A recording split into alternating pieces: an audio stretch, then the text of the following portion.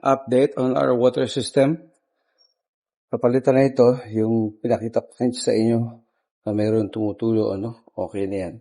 So, metal na, nakit na. So, dun din, yung sira dyan, okay na. Good, wala nang tulo. Ito, pinalitan din to, yung union potente na PPR, ginawang GI. However, meron pa ako nakikitang konting, wala naman, no? So, it's holding up, pero bukas gawa na ng mas magandang solution yan. Okay. So, ito, dati natin bumababa kagad yan. Kasi may leak nga. Ngayon, it's holding steady at 18. So, update ko na rin. Ito ang ating control system na install. This tells us na meron ng tubig. Ang level ng tubig, makikita natin sa app.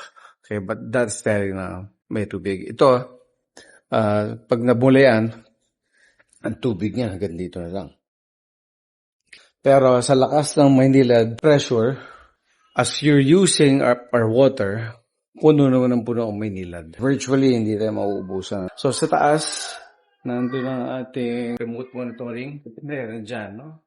May system dyan. Kaya meron tayong yung mga control wires and power lines yan ang dumadaan dyan.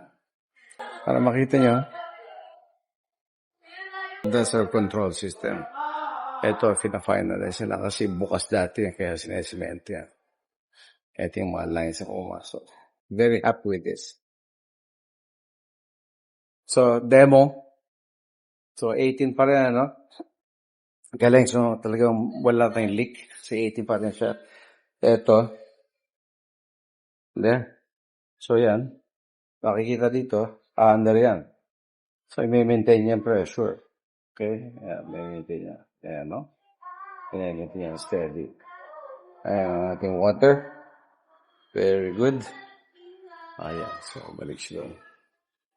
Okay, so, pwede na gamitin sa taas. See you.